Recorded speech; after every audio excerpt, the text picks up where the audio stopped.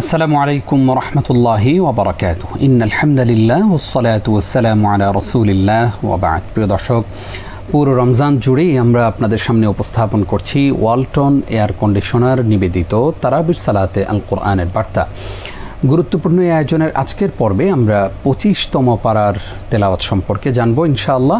আর এই বিষয়ে কথা বলবার জন্যে আমাদের স্টুডিওতে এসেছেন বাংলাদেশের খ্যাতিমান স্কলার আসুন্নাহ ফাউন্ডেশনের সম্মানিত চেয়ারম্যান শেখ আহমদুল্লাহ। আসসালামু আলাইকুম ওয়া রাহমাতুল্লাহি ওয়া বারাকাতুহু। ওয়ালাইকুম আসসালাম ওয়া রাহমাতুল্লাহি ওয়া বারাকাতুহু। শেখ, আপনাকে স্বাগত জানাচ্ছি আমাদের আজকের পর্বে।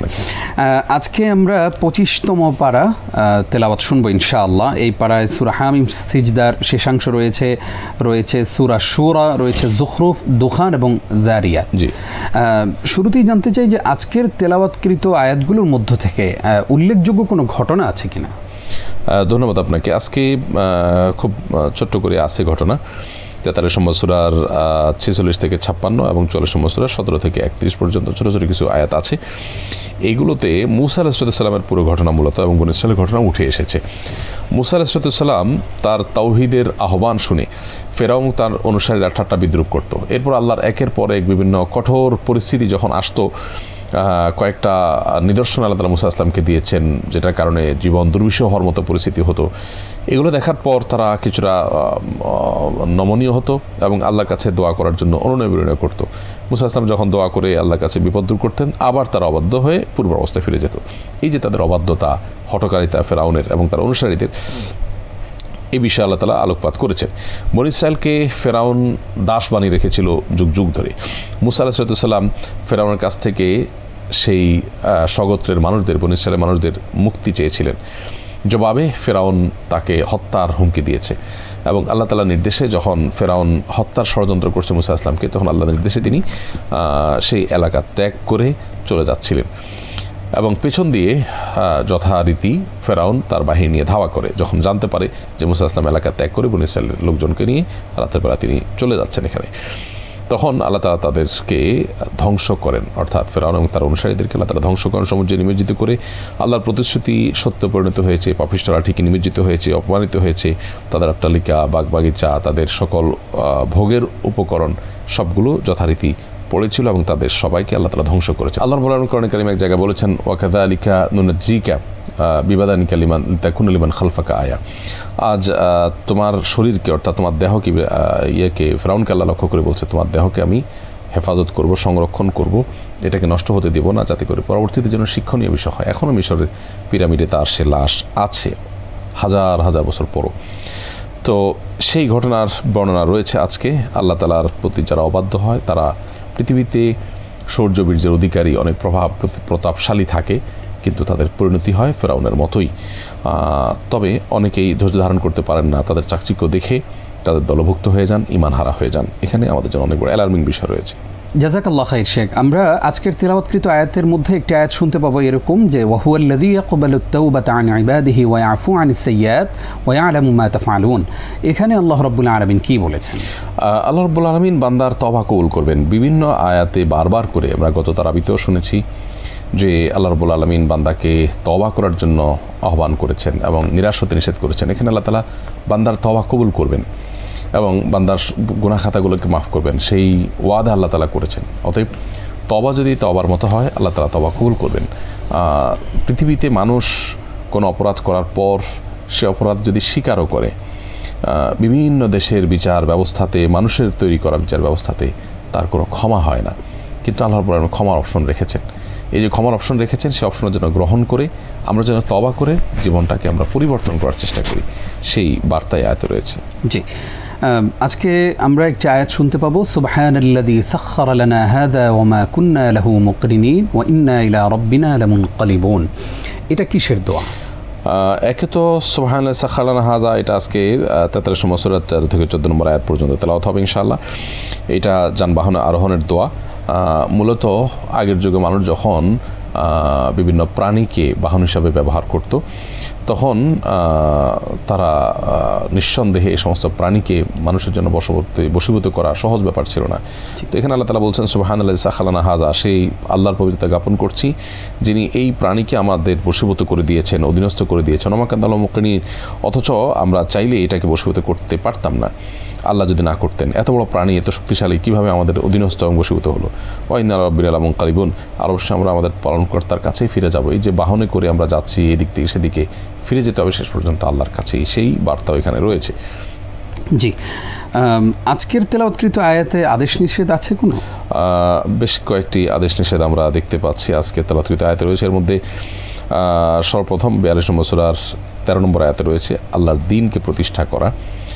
দ্বিতীয়ত আল্লাহর দিকে আহ্বান করা, আল্লাহর আদেশের উপরে যেন প্রতিষ্ঠিত থাকি আমরা, যেন থাকি, ওহির নির্দেশকে দৃঢ়ভাবে যেন আঁকড়ে ধরি আমরা, ধরিমা সাঁচু পয়েন্ট টাইপের মুসলমান যেন না হই। আল্লাহকে তাওহীদ ও আদেশ নিষেধের ক্ষেত্রে আনুগত্য যেন করি, অর্থাৎ সব ক্ষেত্রে আল্লাহর আনুগত্য যেন আমরা করি। কাফির এবং মুশরিকদের যেন আমরা উপেক্ষা করি, অর্থাৎ তারা অস্বীকার করলে মুসলমানদের নিয়ে বাজে মন্তব্য করলে আমরা যেন উপেক্ষা করি। শরিয়ার জন্য অনুসরণ করি আমরা, 45 নম্বর সূরা 18 নম্বর আয়াতে সে নির্দেশ রয়েছে শরিয়াকে অনুসরণ করা, ফলো করার জন্য। নিষেধের ক্ষেত্রে পরস্পর বিচ্ছিন্ন হতে আল্লাহ তাআলা নিষেধ করেছেন, প্রবৃত্তির অনুসরণ করতে নিষেধ করেছেন। ঈসা আলাইহিস সালাম কিয়ামতের অন্যতম নিদর্শন, সে ব্যাপারে সন্দেহ পোষণ করা যাবে না, তিনি এবার আসবেন, তার আগমন ঘটবে, সে ব্যাপারে সন্দেহ করতে নিষেধ করেছেন 43 নম্বর সূরার 61 নম্বর আয়াতে। আল্লাহর বিরুদ্ধে অধ্যত্ব যেন আমরা না দেখাই, এবং দিন সম্পর্কে যারা জানে না তাদের খেয়াল খুশির অনুসরণ যেন আমরা না করি। বহুত ফাসেক আল্লাহ বিমুখ মানুষ আছেন, তারা তাদের মতো করে প্ল্যান ডিজাইন করে আমাদেরকে, আমরা সেই প্ল্যান ডিজাইনগুলোকে অনুসরণ না জেনে অনুসরণ করি এবং তাদেরকে আমাদের অনুকরণীয় ব্যক্তিত্বে পরিণত করি। তো এরকম ফাসেক বা আল্লাহ বিমুখ মানুষদেরকে যেন আমরা অনুসরণীয় ব্যক্তিত্ব না বানাই, এবং তাদের দেওয়া পলিসিকে আমরা যেন আমাদের জীবনে অনুকরণের জন্য গ্রহণ না করি, সে বিষয়ে আল্লাহ তাআলা নিষেধ করেছেন। জাযাকাল্লাহ খাইর। শেখ, আমরা জানতে চাই যে আজকের তেলাওয়াতকৃত আয়াতে আমরা 7 নম্বর রাকাতে একটি আয়াত শুনতে পাবো যে লিল্লাহি মুলকুস সামাওয়াতি ওয়াল আরদ ইয়াখলুকু মা ইয়াশা يهب لمن يشاء إناثا ويهب لمن يشاء الذكور أو يزوجهم ذكرانا وإناثا ويجعل من يشاء عقيما إنه عليم قدير। নিশ্চয়ই এটি একটি গুরুত্বপূর্ণ আয়াত। এই আয়াতে আল্লাহ তাআলা 42 নম্বর সূরার 49 এবং 50 নম্বর আয়াতটি আপনি তেলাওয়াত করেছেন, এবং এটি আজকে ইনশাআল্লাহ তারাবিতে তেলাওয়াত হবে। এখানে আমাদেরকে আল্লাহ রাব্বুল আলামিন একটি মৌলিক ধারণা দিয়েছেন যে সন্তান দেওয়ার মালিক একমাত্র আল্লাহ তাআলা। কাউকে আল্লাহ রাব্বুল আলামিন এখানে বলেছেন যে আসমান এবং জমিনের সমস্ত আধিপত্য আল্লাহ তাআলার, সকল রাজত্ব আল্লাহ তাআলার, যার ফলে আল্লাহ তাআলা কাকে কন্যা সন্তান দিবেন, কাকে পুত্র সন্তান দিবেন আল্লাহ ভালো জানেন। ইয়াহাবু লিমান ইয়াশাউ ইনাসা ওয়া ইয়াহাবু লিমান ইয়াশাউল যুকুর, আল্লাহ যাকে ইচ্ছা তাকে কন্যা দেন, যাকে ইচ্ছা তাকে পুত্র সন্তান দেন। এখানে একটা দেখার বিষয়, আয়াতে কিন্তু আল্লাহ তাআলা প্রথমে কন্যার উল্লেখ করেছেন।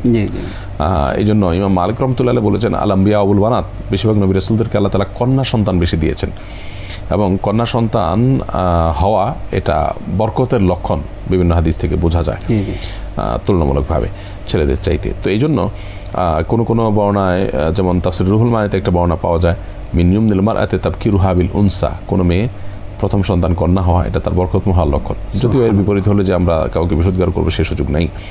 তো যাই হোক, এখানে আল্লাহ তাআলা বলেছেন যাকে ইচ্ছে তাকে কন্যা সন্তান দেন, যাকে ইচ্ছে তাকে পুত্র সন্তান দেন। আউইজাবুজহুম যুকরাম ওয়াইনা, আর কাউকে কন্যা এবং পুত্র সন্তান উভয়টি দেন। ওয়াজআলু মান ইয়াশাউ আও ইয়াজআলু মান ইয়াশাউ আকিমা, অথবা যাকে ইচ্ছে তাকে আল্লাহ তাআলা বন্ধা রাখেন। এই যে একটা ব্যাপার, এখানে বোঝা গেল যে সন্তান দেওয়ার মালিক সম্পূর্ণ আল্লাহ তাআলা। সো আমি আমার চেষ্টা দোয়া আল্লাহর কাছে অব্যাহত রাখবো, কিন্তু আল্লাহর দান সেটাকে আমি হাসি মুখে মেনে নিব। আল্লাহ যদি আমাকে সব কন্যা সন্তান দেন তাহলে এর মধ্যে আমার কল্যাণ আছে, সব পুত্র সন্তান দিলে তার মধ্যে কল্যাণ আছে। মানুষের সঙ্গে আমাদের চাও থাকতে পারে, কিন্তু নৈরাশ্য যেন না থাকে এবং আল্লাহর পরে অভিযোগ যেন না থাকে। বিশেষ করে আমাদের সমাজে এখন ওই কুসংস্কার আছে যে কন্যা বেশি হলে মাকে দোষ দেওয়া হয়, বা ছেলে বেশি হচ্ছে মেয়ে হচ্ছে না মাকে দোষ দেওয়া, বা সন্তান হচ্ছে না গড়পড়তায় স্ত্রী বা সন্তান বা স্বামী পরস্পরকে দোষারোপ করেন। বিষয়টা পরিপূর্ণ আল্লাহর এখতিয়ার, সেটার উপর আমাদের ছেড়ে দেওয়া উচিত। ফিজিক্যাল কোনো ইস্যু আমাদের থাকতে পারে, কিন্তু আল্লাহর ফয়সালাটাই হলো মুখ্য, সেই বিশ্বাস একজন ইমানদারের যেন থাকে। আয়াত কিন্তু সে বার্তা দিয়েছে আমাদেরকে। জাযাকাল্লাহ খাইর। উস্তাজ, আমরা দেখতে দেখতে অনুষ্ঠানের শেষের দিকে চলে এসেছি। আপনার কাছে আজকের তেলাওয়াতকৃত আয়াত থেকে আমাদের জন্য মূল কি কি শিক্ষা আছে সেই বিষয়ে জানতে চাই। আল্লাহ তাআলা আজকে তেলাওয়াতকৃত আয়াতে 42 নম্বর সূরা 36 থেকে 40 নম্বর আয়াতে আখিরাতে সর্বোৎকৃষ্ট এবং চিরস্থায়ী নেয়ামত যাদের জন্য, তাদের বৈশিষ্ট্য উল্লেখ করেছেন। কারা জান্নাত পাবে, কারা মূলত আখিরাতের চিরস্থায়ী নেয়ামতের অধিকারী হবে, তাদের 1 নম্বর বৈশিষ্ট্য যারা ঈমান আনে, 2 আল্লাহর উপর ভরসা করে, 3 বড় বড় গুনাহগুলো এবং অশ্লীল কাজ খারাপ কাজ থেকে বেঁচে থাকে, 4 কারো প্রতি ক্রুদ্ধ হলে তারা ক্ষমা করতে শিখে, 5 রবের আহ্বানে সাড়া দেয়, 6 সালাত কায়েম করে, 7 পরামর্শভিত্তিক কাজ করে, 8 আল্লাহর দেয়া রিজিক হতে তারা ব্যয় করে, দান করে, 9 নিজের উপরে জুলুম অত্যাচার করা হলে ইনসাফপূর্ণভাবে সেটার প্রতিবিধান করে, পাল্টা জুলুম করে না। এই গুণগুলো, এই 9টি গুণ যাদের মধ্যে থাকবে, আল্লাহ তাআলা তাদেরকেই আখিরাতে চিরস্থায়ী জান্নাত বা সুখের ঠিকানা দান করবেন, সে বিষয়ে আল্লাহ তাআলা বলেছেন। এটি আজকের তারাবিতে তেলাওয়াতকৃত আয়াতে রয়েছে। এর বাইরে আল্লাহর জিকির যারা পরিত্যাগ করবে, আল্লাহ তাআলা বলেছেন ওমান আরাদা আন যিকরি, যারা আমার জিকির থেকে আপনার বিমুখ থাকবে, আল্লাহ অনেক জায়গায় বলেছেন ফাইন্না লাহু মাঈশাতান দানকা, তাদেরকে সংকীর্ণ জীবন দেওয়া হবে। আজকে তেলাওয়াতকৃত আয়াতে আল্লাহ তাআলা বলেছেন যারা আল্লাহর জিকির থেকে গাফিল থাকবে, তাদের পেছনে একজন শয়তান নুকাইদ লাহু কারিনান ফাসালাহু কারিনা, একজন শয়তান আল্লাহ তাআলা নিযুক্ত করে দিবেন এবং সে তার সবচেয়ে নিকৃষ্ট সঙ্গী হিসেবে থাকবে এবং তাকে পাপ কর্মে ডুবিয়ে রাখবে সবসময়ের জন্য। আল্লাহর জিকির, আল্লাহর স্মরণ যত বেশি করব, শয়তান থেকে আমরা তত বেশি রক্ষা পাবো ইনশাআল্লাহ তাআলা। শেখ, ছোট্ট করে জানতে চাই, যেহেতু আমাদের সমাজে একটা আয়াত নিয়ে দুইটা মত আছে, যেমন কেউ কেউ বলে থাকেন যে এই আয়াতটা শবে বরাতকে কেন্দ্র করে নাজিল হয়েছে। সূরা দুখানের আপনি 3 এবং 4 নম্বর আয়াতের কথা বলেছেন, যেটা আজকে তেলাওয়াত হবে ইনশাআল্লাহ, যে ফিহা ইউফরাকু কুল্লু আমরিন হাকিম ইন্না আনজালনাহু ফি লাইলাতিন মুবারাকাতিন ইন্না কুন্না মুনজিরিন। আল্লাহ বলেছেন আমি কোরআনকে একটি বরকতময় রাতে নাজিল করেছি এবং সে রাতে আমি কোরআন নাজিলকারী। ফিহা ইউফরাকু কুল্লু আমরিন হাকিম, সে রাতে সব গুরুত্বপূর্ণ বিষয়গুলো ধার্য হয়।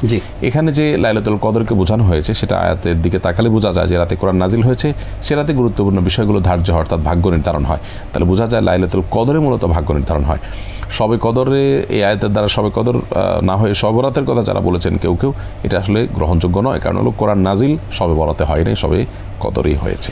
জাযাকাল্লাহ খাইর উস্তাজ, আজকে অনেক গুরুত্বপূর্ণ বিষয় আপনার মাধ্যমে আমরা আমাদের দর্শকদেরকে জানাতে পেরেছি। কষ্ট করে সময় দেওয়ার জন্য আপনাকে ধন্যবাদ জানাচ্ছি। ধন্যবাদ আপনাকে।